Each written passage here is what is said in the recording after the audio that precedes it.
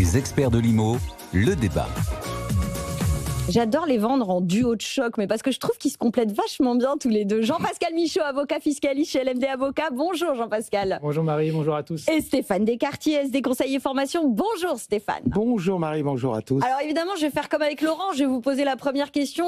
Forcément, contexte oblige. Comment ça se passe en ce moment? Est-ce que vous avez beaucoup de coups de fil? Est-ce que là, on s'ennuie un petit peu? Est-ce que ce contexte géopolitique a une influence sur, justement, c'est ce que je posais comme question à Laurent, sur son segment de l'immobilier de prestige? Est-ce que on sent que les gens qui ont du patrimoine réorientent ou pas, ne bougent plus? Est-ce que vous voyez un changement de comportement, messieurs? Quand même. Et voilà, c'était les débats. Mais oui, bien sûr.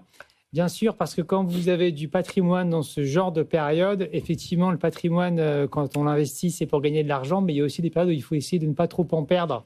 Et donc, vous pouvez avoir une hésitation. Ce n'est pas le moment de se lancer dans un grand projet, alors qu'on ne sait pas ce qui va se passer d'ici quelques semaines. Donc oui, nous, on a un certain stand-by de certains clients. Ça ne durera pas longtemps, parce que comme ça vient d'être dit, on ne laisse pas dormir de l'argent pendant 1 an. Mais là, quand même, il s'est passé des choses dans le monde. On peut comprendre. Mais donc, il y a quand même, effectivement, ce que je disais avec Laurent, c'est qu'il y a peut-être une petite frilosité au démarrage en attendant des jours meilleurs, quand même, ou au moins de savoir où aller. Ah oui, exactement, parce que l'immobilier, par exemple, typiquement, vous prenez le cas de Dubaï. Dubaï, pourquoi est-ce que c'est un marché qui explose? Parce que c'est un marché d'une zone où il n'y a pas d'impôt. Ce qui peut expliquer d'ailleurs qu'après, Monaco en profite. Mais si ça se trouve, ce qui se passe à Dubaï, dans 3 semaines, c'est terminé et tout revient. C'est très compliqué de faire un choix d'investissement sur un événement aussi spontané et éventuellement éphémère. Éventuellement, enfin on le souhaite, on le souhaite éphémère. Mais d'ailleurs, justement par rapport à ça, j'ai interrogé récemment le patron de la Fédé des promoteurs immobiliers, Pascal Boulanger, qu'on salue, et qui me disait quand même qu'il s'était passé un tout petit truc, effectivement, avec le démarrage de la guerre au Moyen-Orient, c'est que alors qu'on avait une profession qui était plus enthousiaste qu'elle ne l'était, parce qu'on a un dispositif fiscal qui est arrivé avec notre budget 2026, qui est le fameux dispositif Jean Brun, ils étaient assez enthousiastes, et puis là, d'un coup d'un seul, effectivement, puisqu'on parle aux investisseurs en ce qui concerne le Jean Brun, et là, il y a quand même eu une espèce de frein comme ça au démarrage, en disant, oula, attendons. Je regarde Stéphane, le Jean Brun, on en attendait beaucoup. Est-ce qu'on en attendait beaucoup pour rien? Est-ce que vraiment c'est quelque chose qui va enfin prendre? Oui, je pense que... alors déjà, la notion de crise, moi j'ai l'impression d'être en crise depuis 35 ans. C'est d'autant plus vrai ces 10 dernières années. Oui, tout à fait. J'ai l'impression qu'on est en crise permanente depuis les premiers chocs pétroliers, en passant par ensuite effectivement en passant par l'éclatement de la bulle Internet dans les années 2000, puis la crise financière des subprimes 2008, puis le Covid, la crise des dettes souveraines, le Covid, et en parlant des guerres, Irak 1, Irak 2, la Bosnie, l'Ukraine, etc. Donc j'ai plutôt le sentiment qu'effectivement on est en crise en permanence. L'avantage des crises, c'est que ça fait aussi craquer les bulles. Il y a peut-être une bulle, notamment sur Dubaï. C'est ce que vous me disiez en antenne pendant que Laurent intervenait sur Dubaï. Voilà, donc c'est peut-être aussi l'opportunité de faire craquer les bulles. Je crois qu'aujourd'hui, l'immobilier à Dubaï va souffrir. À Clermont-Ferrand, je pense pas. Ouais, mais justement... Donc, je pense pas que le Français moyen, enfin l'acheteur moyen de résidence principale ou l'investisseur soit vraiment ébranlé par ce qui se passe. Alors peut-être qu'il va prendre quelques semaines pour réfléchir un petit peu et puis avoir des petites appréhensions, mais je pense pas que ce soit cette énième crise, effectivement, notamment de l'Iran, mais justement, qui paralyse le marché. Est-ce que ça peut pas justement ralentir l'effet qu'on aurait espéré du dispositif Jean Brun sur la reprise des transactions et notamment de l'investissement locatif? Je pense pas. Franchement, je pense pas. Je pense que voilà, de quelques semaines, peut-être un petit peu d'inquiétude, de vague inquiétude. Mais regardez sur l'essence. L'essence a explosé en coût. Là, ça a rebaissé. Bon, voilà, il faut régler le problème d'Ormuz, comme chacun sait. Mais voilà, c'est 20% aussi du pétrole. C'est pas, il restera 80%. Donc c'est pas une situation extrêmement compliquée. On se rappelle de crises comme la crise, effectivement, notamment en 73, la crise pétrolière. Là, à ce moment-là, durablement, les prix de l'énergie avaient été multipliés par 3. Donc là, c'était carrément, effectivement, là, ça avait mis l'économie à mal et pour de longues années. Là, c'est pas ça. Donc moi, je suis pas spécialement inquiet sur le marché de l'immobilier pour les investisseurs dans les semaines ou les mois à venir. Pas du tout. Pourtant, vous n'êtes pas fan du Jean Brun. Si, pour certains investisseurs, c'est bien. Mais effectivement, on enchaîne tout de suite sur le Jean Brun. Mais oui, parce qu'en Eh ben fait, alors, finalement, le temps passe, ok, le temps très passe, bien. et puis l'émission ne peut pas durer des Non, mais heures, bien sûr, malheureusement, bien à mon sûr. grand regret. Alors, le Jeanbrun, donc déjà, effectivement, la première déception, c'est que c'est pas un nouveau statut. On avait vendu un nouveau statut qui allait durer, qui allait être gravé dans le marbre. Oh là là. Ce n'est pas un nouveau statut, c'est un dispositif donc qui n'est valable que jusqu'à fin 2028. Oui, mais il nous Déjà, faisait le coup chaque fois avec les Oui. précédents, quand même. oui, mais enfin, un peu de stabilité quand même, ce serait pas mal. Enfin, je veux dire, voilà, encore une fois, depuis 40 ans, on a eu 14 dispositifs, ça fait le 15e dispositif, et encore pour les plus importants, hein, donc d'aide à l'investissement, avec un coût de l'amortissement, un coût de la réduction d'impôts, on revient à l'amortissement, donc c'est quand même un peu compliqué pour suivre, mais enfin bon, bref. Ne gâchons pas notre plaisir quand même. Ne boudons Il n'y pas avait notre rien, plaisir. ne boudons pas notre plaisir. Il n'y avait rien, donc le Jeanbrun, effectivement, c'est mieux que rien. En revanche, ce qu'on voit avec le Jeanbrun, c'est que tout le monde a bien compris que c'était un dispositif donc d'amortissement qui permettait de créer un déficit foncier notamment, et les contribuables, les investisseurs ne sont pas égaux face au déficit. Donc si vous êtes dans une petite tranche d'imposition, si vous êtes à 11%, ça n'a aucun intérêt, parce que vous louez quand même beaucoup moins cher que le marché, potentiellement moins cher que le marché. Donc 11%, pas d'intérêt, 30%, bof. Et 40%, c'est génial. Ça devient intéressant, plus intéressant à partir de 41, a fortiori à 45. Et là où c'est clairement intéressant, faut le reconnaître, c'est pour les contribuables à partir de 41% avec des revenus fonciers. Parce que comme vous le savez, des revenus fonciers existants, préalables. Parce que comme vous le savez, Marie, les revenus fonciers sont taxés à la tranche marginale d'imposition, plus les prélèvements sociaux à 17,2, ce qui fait que si vous êtes à 45% de TMI et revenus fonciers, votre déficit Jeanbrun, si vous faites 10 000 euros de déficit Jeanbrun, ça va vous faire plus de 6 200 euros d'économie d'impôt. Ouais. Donc là, c'est intéressant. Effectivement, le Jeanbrun, pour des tranches élevées à partir de 41 avec revenus fonciers existants, là, c'est intéressant.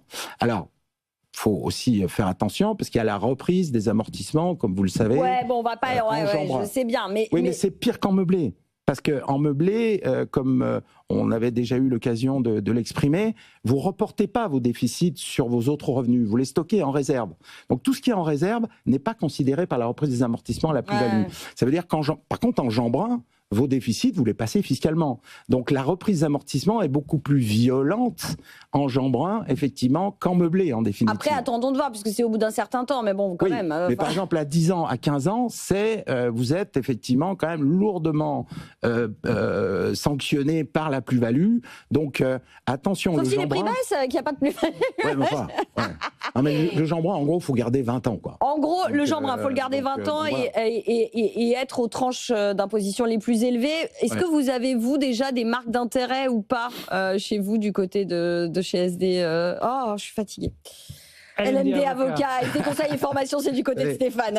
Jean-Pascal de chez LMD Avocat, est-ce que vous avez déjà des marques d'intérêt? Non, on n'a pas de marque d'intérêt. C'est un dispositif qui est complexe, qui a un intérêt qui est faible. Évidemment, c'est mieux que rien. Il existe et à chaque fois qu'il y a un projet, on le prend en compte dans nos simulations. Il y a trop de contraintes. Il y a trop de contraintes. Comme toujours, ils ont fait trop compliqué, trop limité. J'aime pas. Bon, j'ai une bonne nouvelle, Jean-Pascal. Stéphane, il nous a trouvé comment booster aux hormones notre Jeanbrun. Il a même pas déjà commencé à apprendre que ça y est, Stéphane a trouvé la pirouette cacahuète. Est-ce que vous connaissez le super Jeanbrun? Le super Jeanbrun, je suis avide d'apprendre. Eh ben Stéphane, on va y aller assez rapidement. Allez, on y va parce qu'après on n'aura plus le temps d'aborder tous les autres sujets. Bien sûr. Donc super Jeanbrun, c'est la possibilité a priori, a priori c'est faisable, de coupler le Jeanbrun avec du LLI. Donc, le locatif intermédiaire. Le locatif intermédiaire. Donc le LLI tout seul, ça n'a pas trop marché parce que les intérêts n'étaient pas extraordinaires. Et alors si vous trouvez que le Jeanbrun c'est compliqué, imaginez le LLI. Mais effectivement là c'est le super Jeanbrun, donc le super compliqué. Donc on cumule, ce qui est quand même pas mal, notamment pour les gens tranches élevées plus revenus fonciers, avec le LLI en couplant les deux. Donc vous avez potentiellement, vous achetez moins cher parce que vous avez une TVA à 10% au lieu de 20%, et vous êtes exonéré, vous avez un crédit d'impôt sur la taxe foncière pendant 20 ans. Donc ça, effectivement, c'est pas mal. Alors par contre, faut faire une SCI, donc bon, c'est quand même un peu complexe. Donc, mais voilà, les performances des deux, si vous êtes dans une tranche élevée et que vous avez des revenus fonciers, c'est quand même pas mal. Et puis dernière chose quand même aussi, on avait beaucoup d'espoir sur le Jean Brun en ancien.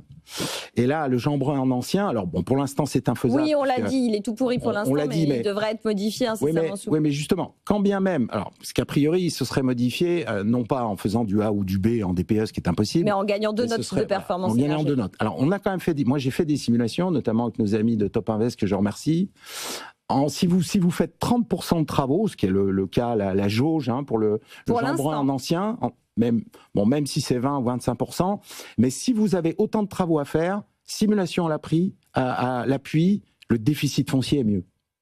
Le déficit foncier est mieux. Vous faites d'un petit peu de meilleure performance, surtout parce que vous louez au prix que vous voulez, à qui vous voulez. C'est toujours le sujet du plafonnement des loyers derrière. Donc vous louez plus cher, vous faites un peu moins d'économies d'impôts, mais vous faites quand même des économies d'impôts avec le mécanisme du déficit foncier qu'on connaît bien. Donc le Jean Brun en ancien, quand bien même il serait révisé, n'est pas compétitif par rapport au déficit foncier. Puis déficit foncier, au bout de 3 ans, vous faites ce que vous voulez, vous louez à qui vous voulez, vous mettez votre fils, votre amant ou que sais-je dans votre appartement. Vous avez toute liberté de faire ce que vous voulez dans votre déficit foncier, vous avez beaucoup moins de contraintes. Donc, effectivement, les gens vont aller naturellement à performance pas loin. Ouais, c'est ça. Mais après, on verra dans le détail quand ça aura été modifié, effectivement, parce que j'imagine qu'il y aura des villes où ce sera quand même plus intéressant et d'autres moins, puisque après, à chaque fois, le sujet, c'est de regarder aussi les niveaux des fameux loyers intermédiaires qui sont. La clé, c'est combien vous perdez de loyer. Exactement. Notamment en Jean Brun neuf. Si vous allez dans l'ouest parisien proche, ça n'a pas d'intérêt parce que vous perdez beaucoup trop de loyer. Si vous allez en deuxième couronne ou en périphérie de métropole, c'est correct, encore une fois, si vous êtes dans une tranche élevée et avec du revenu foncier absorbé. Bon, on en reparlera de super Jean Brun aussi. Mais puisqu'on parlait du super Jean Brun et du LLI et des SCI, un mot quand même, Jean-Pascal, parce que vous m'avez dit qu'il y a eu une petite décision de justice là du côté de Toulouse qui a été prise sur ces montages en SCI, donc avec l'idée que parfois on déclare nos revenus fonciers à l'impôt sur les revenus, mais en fait ça peut être qualifié sur l'impôt sur les sociétés, et ça pique un peu. Et oui, c'est le grand danger de la SCI et de cette hérésie, à mon avis, fiscale qu'on se traîne depuis des années, de l'imposition distincte et des régimes distincts entre location meublée et location nue. Si vous avez votre maison en SCI tout simplement pour votre usage personnel à vous et votre famille, donc transparente à l'impôt sur le revenu, et que vous avez la mauvaise idée, qui pourrait pourtant paraître une bonne idée, de l'avoir loué quelques semaines. En location Airbnb, saisonnière, quand je ne suis pas. Pour payer les charges, le juge peut très bien considérer que puisqu'il y a eu location meublée, c'était une activité commerciale. Et ce sont les seuls revenus de cette SCI, puisque sinon la maison est à la libre disposition des associés. Et donc, elle bascule à l'impôt sur les sociétés. Et c'est un carnage, puisque vous avez à la fois les plus-values latentes qui sont imposées immédiatement, et surtout, on considère que la société étant à l'impôt sur les sociétés, elle devait louer, à percevoir un loyer de ses propriétaires, et donc on vous corrige sur 3 ans de la valeur locative de la maison. C'est une catastrophe. Et donc, voilà une décision de justice qui vient rappeler à tout le monde. Mais parce que j'allais dire jurisprudence, pas vraiment, parce qu'il me semble que de toute façon, effectivement, à partir du moment où on loue en meublé, a priori, de toute façon, on est censé être imposé sur les sociétés. Enfin, on a l'impôt sur les sociétés, non pas l'impôt sur le revenu. Mais quelle est l'activité principale? Parce que si votre activité accessoire, c'est de la location meublée, vous restez à l'impôt sur le revenu. Mais quand votre activité principale, c'est de ne pas louer parce que c'est à disposition, vous avez loué quelques semaines dans l'année, on pouvait se poser la question. Maintenant, la Cour a tranché. Est-ce qu'ils iront au Conseil d'État? À leur place, je le ferai parce que les conséquences sont quand même mauvaise. C'est quand même, ça pique un peu voire beaucoup. Financièrement, voire beaucoup. Petit warning sur les SCI puisqu'on en parlait, voilà. Je disais qu'il fallait quand même qu'on parle rapidos de notre budget. Évidemment, il nous reste 4 minutes, mais c'est pas grave, on n'a pas vu le temps passer. Juste, alors, on voulait parler du dispositif apport-cession, de la taxe sur les holdings, mais comme on n'a pas le temps, moi, il y a un truc qui m'intéresse vachement, c'est la mini-fusion entre la taxe sur les logements vacants et la taxe d'habitation sur les résidences secondaires, Jean-Pascal, parce que c'est un truc dont on parle assez souvent. Et là, il y a eu finalement une décision qui a été prise, assez modérée finalement, assez nuancée, mais elle peut avoir un impact direct sur notre fiscalité locale quand même. Oui. Alors c'est censé être une fusion simplificatrice. C'est plus complexe. Voilà. Au lieu d'avoir 2 articles, on en a qu'un dans le code général des impôts, merci. Mais sinon, ils ont gardé 2 régimes distincts en fusionnant, c'est formidable, je les adore. La taxe sur les logements vacants qui est applicable d'office en zone tendue, alors que la taxe d'habitation sur les logements vacants, elle ne s'applique que dans les zones non tendues sur délibération des communes. Eh bien, elles étaient soumises à 2 régimes distincts. Maintenant, c'est le même régime. Le point commun, c'est que le produit va aller directement dans les caisses des collectivités locales. C'est ce que réclamaient les collectivités locales. Ça leur donne de l'autonomie, ça c'est une bonne chose. La distinction, c'est que les taux restent différents. C'est ça qui est dommage, parce qu'à un moment donné, tout le monde nous disait mais ça fait des espèces de stratégies d'optimisation fiscale de certains qui se passent à un moment. Non, c'est ma résidence secondaire, non, c'est un logement vacant, etc. quand ça les intéressait. Là, en fait, ça va toujours être le cas. Là, ça va pas résoudre ce problème. On va rester sur des taux différents. On va rester sur une fiscalité complexe. Et par contre, ils ont augmenté les taux possibles, puisque la taxe sur le logement vacant va pouvoir monter à 60%. Donc, ça peut quand même faire très mal. Et que la taxe d'habitation sur le logement vacant va pouvoir monter à 50%. Donc, c'est un alourdissement de la fiscalité sous couvert d'une simplification qui n'en est pas une. Je m'abstiendrai de qualifier pour ne pas être grossier, mais c'est un peu désolé. Oui, mais ça peut réinciter quand même les gens. Alors, un alourdissement de la fiscalité, donc au global sur des logements dits vacants, mais ça peut peut-être permettre aussi à certaines personnes qui n'étaient pas convaincues de remettre leur logement sur le marché de la location de le faire. Peut-être, et puis ça peut donner peut-être un peu d'air aux communes. Il faut voir les points positifs. Et oui, parce qu'on va finir nos 2 dernières minutes là-dessus. Un peu d'air aux communes qui vont peut-être être tentées à partir de dans une semaine de se dire tiens, dis donc, on a mis une petite pause sur nos hausses de taxes foncières. Ça y est, les municipales sont passées. J'ai séduit tout le monde. Là, il faut s'attendre à une hausse des taxes foncières, monsieur. Je vous regarde tous les deux. C'est vraiment le bon moment. C'est le bon moment pour augmenter la taxe foncière. Si on veut relancer un peu le business, c'est sûr que la voie royale, c'est d'augmenter les impôts sur l'immobilier, donc notamment la taxe foncière, qui n'a pris que 35% en 10 ans, donc ça va. On peut en mettre une petite couche, là, c'est bien. Et puis, effectivement, là, les gens vont se rendre compte qu'ils ont une salle de bain, qu'ils ont des toilettes, qu'ils ont l'électricité. Des valeurs locatives, c'est magnifique, donc on croyait qu'il y avait encore 30 ou 40% des Français qui vivaient dans des taudis sans électricité, sans eau, sans toilette, mais là, non, on va découvrir que y a des gens qui ont l'eau chez eux, etc., donc c'est magnifique. Et donc, si on a des nouvelles équipes de direction des communes qui sont sincères et qui veulent participer au développement du logement, ils n'augmenteront pas la taxe foncière. Si ça se passe comme à chaque élection, ils l'augmenteront et ils plomberont l'immobilier un peu plus. Et ça, c'est a priori, ça va se dérouler comment ? On préparait l'émission hier au téléphone. Jean-Pascal, vous me disiez, il y a les conseils municipaux qui vont se réunir d'ici un mois, c'est ça ? Les conseils municipaux vont se réunir d'ici un mois. Ils vont évoquer la question sans prendre de décision. Et en général, ça se fait au dernier moment. En août, septembre, octobre, ils vont voter pour que les gens n'aient pas le temps de régir. Donc peut-être mettez un peu d'argent de côté. Je regarde Stéphane, il me regarde, il me fait un petit signe, mais je comprends pas. Oui, non, c'était juste pour ajouter un petit truc. Mais allez-y, il reste 30 secondes. Non, juste une chose que j'ai oublié de dire sur le Jean Brun tout à l'heure, excusez-moi. Jean Brun is back. Non, surtout sur le neuf en général. Pour ceux qui sont intéressés éventuellement par le Jean Brun, tranche élevée, revenu foncier, je conseille de regarder maintenant. Parce que là, les prix sont encore très raisonnables sur le neuf. Il y a des programmes qui sont en cours, dont la GFA est obtenue. Il faut que les promoteurs déstockent. Il faut que les promoteurs déstockent. C'est une question de survie pour beaucoup de promoteurs. Donc, il y a des affaires à faire aujourd'hui sur le neuf, qui n'y aura plus dans 6 mois. Globalement, fin 2026, 2027, ce seront des nouveaux programmes. Les promoteurs vont reconstituer leur marge, ce qui est logique, puisqu'ils vendent à zéro ou à perte depuis 2-3 ans.